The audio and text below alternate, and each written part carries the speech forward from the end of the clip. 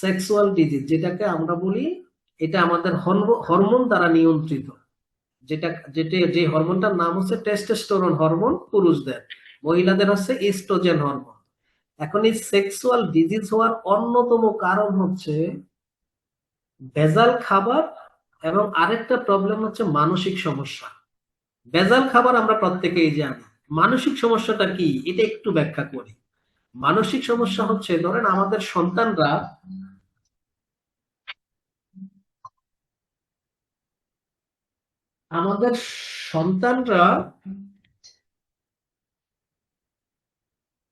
আমাদের সন্তানরা যেভাবে এখন মানুষ হচ্ছে, সে তার যে বন্ধু বান্ধবের সঙ্গে চলছে, ধরুন আপনার এলাকায় একটা নতুন দম্পতির বিয়ে হয়েছে, এবং এটা এক সপ্তাহের মধ্যে বা 2-3 দিনের মধ্যে ছাড়াছাড়ি হয়ে গিয়েছে, ডিভোর্স হয়ে গিয়েছে। তো গ্রামে অনেকের একটা কৌতূহল জাগে যে এই ডিভোর্সটা কেন হইলো, মেয়েটা কেন চলে গেল। এখন ধরেন এটা চলে গেছে, ওই স্বামীর কোনো প্রবলেম ছিল, পুরুষের কোনো প্রবলেম ছিল। এখন আপনার সন্তানের কাছে ওই ওর আশেপাশে যারা মেসেজটা পেয়েছে, ওরা যখন একত্রে বসে, তখন ওরা ওদের কাছে এই গল্পগুলো ওরা শুরু করে। এই শুনেছ, অমুকের ওয়াইফ না চলে গিয়েছে। মানসিক প্রবলেমটা হচ্ছে, আপনার সন্তান যখন এইভাবে এই মানে পারিপার্শ্বিক ঘটনাগুলো নিয়ে বড় হয়, একটা সময় যখন সে বিয়ের উপযুক্ত হয়, আপনার বাবা মা যখন তাকে বলে বিয়ে করাবে, তখন তার মধ্যে একটা ভয় কাজ করে যে আমার বউ যদি অমুকের বউর মতো চলে যায়। অর্থাৎ এইটাকে বলছি মানসিক সমস্যা। এই জন্য দেখা উচিত আমাদের সন্তানরা, আপনার সন্তান কোন পরিবারের সন্তানের সঙ্গে মিশে, কি গল্প করে, তাদের মধ্যে কি কি নিয়ে কথা হয়। এই জন্য এখনকার যুগে বলা হয়, সন্তানদের সঙ্গে যত বেশি ফ্রেন্ডলি হওয়া যাবে, যত বেশি তাদের সঙ্গে মিশা যাবে, তাদের যত বন্ধু হওয়া যাবে, তত আপনি তাদের কাছ থেকে সকল জিনিসগুলো আপনি বুঝতে পারবেন, জানতে পারবেন। তখন সন্তানকে আপনি সঠিক একটা গাইডলাইন দিতে পারবেন। আমাদের বাংলাদেশে প্রায় 95 ভাগ পুরুষ, আমি বলি এটাতে 99% পুরুষ এই গোপন সমস্যায় আক্রান্ত। অবিবাহিত এবং অবিবাহিত পুরুষ এবং মহিলাদেরও এই সমস্যা বর্তমানে ব্যাপকভাবে লক্ষণীয়। অনেকেই অনেক সাধনা, পরিশ্রম এবং ত্যাগের পর সফল হলেও পারিবারিকভাবে অসুখী জীবন অতিবাহিত করতে হয়। টাকা পয়সা, সফল কেরিয়ার করার পরও পুরো জীবনের পরিশ্রম, সাধনা সবই ব্যর্থ হয়। এই সমস্যা অবশ্যই সমাধানযোগ্য, কারণ আমরা প্রত্যেকেই গল্প শুনেছি, আগেরকার রাজা বাদশারা 20-30টা বউ বা সাথী মেনটেন করত। এখনো সৌদি আরবের শেখরা অনেক বউ মেনটেন করে, এমনকি ইউরোপিয়ানরা 70-80 বছর বয়সও এনজয় করে। সৃষ্টিকর্তা শুধু তাদেরকেই এক্সট্রা পাওয়ার দিয়েছেন বিষয়টা তা না। বিষয়টা হচ্ছে, এই যে যৌন একটা রোগ বা সেক্সুয়াল ডিজিজ, এই জ্ঞানটা আমাদের খুব কম আছে। এই যৌন রোগে ঝুঁকিপূর্ণ কারা? যাদের পুরুষদের বেলায় যাদের বয়স 18 থেকে 34 বছর, আর মেয়েদের বেলায় 16 থেকে 24 বছরের মেয়েদের এই প্রবলেমটা বেশি হয়। এখন এই যৌন রোগের মধ্যে অনেকগুলো রোগ আছে। আমরা যদি, আপনি বিভিন্ন কাস্টমার পাবেন, বা এখানে যে বোনরা আছেন, আপনি যদি কোনো ভাবির সাথে আপনার, অথবা যার সঙ্গে আপনি ফ্রি, তার হাজবেন্ড সম্পর্কে জানতে চান, বা তার পার্সোনাল লাইফ সম্পর্কে যদি আপনার সঙ্গে সে গল্প করে, শেয়ার করে, দেখবেন এটা কমন একটা প্রবলেম।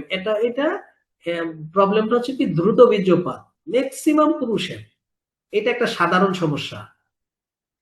এতে সঙ্গমের সাথে সাথে বীর্যপাত ঘটে, এটা বারবার ঘটতে থাকলে, অর্থাৎ মাথায় রাখবেন, প্রথমবার এটা হইতে পারে, কিন্তু দ্বিতীয়বারও যদি তার সেম প্রবলেম হয়, তৃতীয়বারও যদি সেম প্রবলেমই হয়, অর্থাৎ সে শুরু করার সাথে সাথেই শেষ, তখন এটাকে চিকিৎসা বিজ্ঞান বলে রোগ। কিন্তু প্রথমবার প্রত্যেকটা পুরুষের একটু দ্রুত হতেই পারে, দ্বিতীয়বার অন্তত যদি সে 30-40 মিনিট না পারে, তাইলে এটাকে আমরা বলি এটা একটা রোগ। এটার কারণটা কি? এই দ্রুত বীর্যপাত সাধারণত কোন পুরুষদের বেশি হবে? যারা অতিরিক্ত দুশ্চিন্তা করবে, অর্থাৎ টেনশন আমরা যেটাকে বলি, যারা চর্বিযুক্ত খাবার বেশি খায়, যাদের বিয়ের আগে প্রচন্ড স্বপ্নদোষ হইতো, নাইট প্রেসার যেটাকে বলি, যে সকল যে সকল পুরুষরা বিয়ের আগে হস্তমৈথুন করত, যে সমস্ত পুরুষদের তলপেট অতিরিক্ত ভারী, যে সমস্ত ছেলেদের মা বাবার চরিত্র খারাপ ছিল, দেখে চিকিৎসা বিজ্ঞান কি বলেছে, বাবা মায়ের চরিত্র খারাপ হলেও সন্তানেরই প্রবলেম হইতে পারে। রাতে যে সমস্ত পুরুষরা বেশি খায়, যে সমস্ত পুরুষদের পাইলসের প্রবলেম আছে, কৃমির প্রবলেম আছে, 6 মাস পর পর কৃমির ওষুধ খাওয়া দরকার, যে সমস্ত পুরুষদের ডায়াবেটিস আছে দীর্ঘদিন, উচ্চ রক্তচাপ, হাইপার টেনশন যদি আপনার থাকে বা উচ্চ রক্তচাপ যদি থাকে, তাইলে এই দ্রুত বীর্যপাত তাদের এদের ক্ষেত্রে বেশি হয়। তাইলে এখন আমাদের এই ধরনের যদি রুগী পাই, প্রথম কাজটা কি হবে? প্রথম কাজ হবে এই জিনিসগুলা জানা। আপনারা মাঝে মাঝে অনেকেই আমাকে ভয়েস মেসেজ পাঠান বা এইভাবে মেসেজ পাঠান, স্যার এইরকম একটা রুগী পাইছি, তার এই প্রবলেম। তাহলে এই প্রবলেম না, এই প্রবলেমটা কেন হয়েছে জিনিসগুলো আগে জানবেন। কি, সে কি করে, তার পেশাটা কি, সে কেমন টেনশন করে, তার খাবার দাবার কি, তার বিয়ের আগে কোনো স্বপ্নদোষের প্রবলেম ছিল কিনা, তার হস্তমৈথুন করতো কিনা, তার তলপেটে চর্বি কেমন, হ্যাঁ, মানে এই জিনিসগুলো আগে জানবেন। তার পাইলসের প্রবলেম আছে কিনা, সে কতদিন আগে কৃমির ওষুধ খাইতো, তার মানে কি বলে উচ্চ রক্তচাপ আছে কিনা বা তার ডায়াবেটিস আছে, এগুলা জানার পরে মেসেজটা দিবেন। তখন সে পরিপূর্ণ ট্রিটমেন্টটা তাকে দেওয়া সম্ভব। এখন কিছু খাবার আছে, এই খাবারগুলো তাদেরকে নিষেধ করবেন। যেমন কিছু খাবার আছে যৌন ক্ষমতা কমিয়ে ফেলে, পাকা বেল আমাদের অনেকের খুব পছন্দ, কিন্তু এইটা যাদের সেক্সুয়ালি যাদের প্রবলেম আছে তারা পাকা বেল খাবে না, তেঁতুলের রস খাবে না, খেসারির ডাল খেতে পারবে না। খেতে পারবে না বলতে আহ রমজানে তো খেতেই হয়, যত কম খাওয়া যায়। ধূমপান করবে না বা নেশা জাতীয় কোনো কিছু খাবে না। আর পুঁইশাক, ঢেঁড়স, স্পেশালি পিচ্ছিল জাতীয় যে খাবারগুলো আছে, যেমন কসুরলতি, পিছলা জাতীয়, এই খাবারগুলো হচ্ছে যৌন ক্ষমতা কমায়। তাইলে রুগীকে এই খাবারগুলো আপনার নিষেধ করবেন, যদি তার অভ্যাস থাকে এগুলা যাতে সে কম খায়।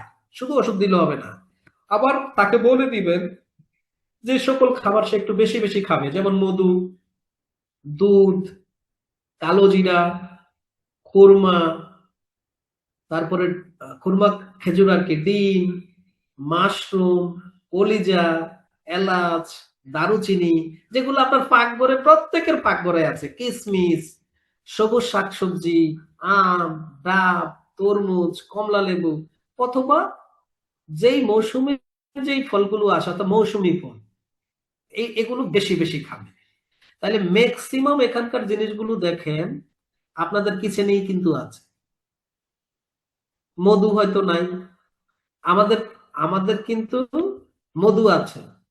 আমরা যে পাউডার আইটেম গুলো আপনাদের মানে আমাদের কাস্টমাররা খেতে একটু কষ্ট হয়, আমরা ইচ্ছে করলে আমাদের 200 মিলির মধু, এই মধু দিয়ে তাদেরকে ওই পাউডার আইটেম গুলো খাইতে বলতে পারি, অনেক টেস্ট হয়ে যাবে, খাবে। তাহলে মধু আমাদের একটা প্রোডাক্ট, হ্যাঁ, এটা আমাদের আছে, আমরা এটা দিতে পারি, নো প্রবলেম। আরেকটা রোগ আপনার পুরুষাঙ্গের উত্থান সমস্যা, আমরা পরবর্তী লাস্টে গিয়ে ট্রিটমেন্টটা দিব। পুরুষাঙ্গের উত্থান সমস্যা আগে এটা আপনার বুঝতে হবে। এটাকে আমরা কি বলি, অর্থাৎ অনেক সময় আমার কাছে যে রুগীরা কমপ্লেন করে যে আমি একবার আমার ওয়াইফের কাছে গিয়েছি, এখন সেকেন্ড বার আমার ওয়াইফের কাছে যেতে ইচ্ছে করতেছে, আমার খুব মন চাচ্ছে, কিন্তু আমার এটা স্প্যানিশটা স্ট্রং হচ্ছে না। এইটাকে বলা হয় পুরুষত্বহীনতা। এখন স্ট্রং না হইলে তো আপনি মজা পাবেন না, যে কারণে পুরুষাঙ্গের উত্থান হয় না, যার ফলে সহবাসকালীন স্ত্রীর অঙ্গে সম্পূর্ণ প্রবেশ সম্ভব হয়ে ওঠে না। কারণ যদি কারো দীর্ঘদিন ব্লাড প্রেশার থাকে, মাত্রাতিরিক্ত ডায়াবেটিস থাকে, দেখেন উত্থানটা কেন হয় না। তৈলাক্ত খাবার খেয়ে রক্তে চর্বি মাত্রা বেশি থাকে, রক্তনালীতে চর্বি জমা হয়ে পুরুষাঙ্গের অর্থাৎ আমাদের ওই পেনিসে স্থায়ীভাবে রক্তের প্রবাহ কমিয়ে দিতে পারে। অতিরিক্ত ধূমপান বা মদ্যপান করলে, মানসিক চাপজনিত কারণে এবং বার্ধক্যজনিত কারণে পুরুষাঙ্গের উত্থানে প্রবলেম হয়। তাইলে আমরা যদি আহ প্রোডাক্টের আগে উপকারিতাগুলো বলে দিই, প্রোডাক্টটা পরে দেখাচ্ছি। আমরা যদি আমাদের লাভ ফর ফিট আর বিগু হালুয়া, এখন আপনাদের একটা জিনিস বুঝতে হবে, কাকে আমি লাভ ফর ফিট দিব, কাকে বিগু হালুয়া দিব, অথবা কাকে দুইটা একত্রেই দিব। এইটাই হচ্ছে আপনার জ্ঞান, আপনার এক্সপিরিয়েন্স। এইটাই হচ্ছে আপনাকে বুঝতে হবে, তাইলে আপনি একজন ভালো কনসালটেন্ট। আপনার একই মানুষ দেখবেন, আমি হয়তো 100 গ্রাম চালের ভাত খাইতে পারি, আরেকজন 1 কেজি চালের ভাত খায়, তাহলে তার স্ট্রাকচার, বডির স্ট্রাকচার, অর্থাৎ তার ডোজ আর আমার ডোজ কিন্তু সেম হবে না।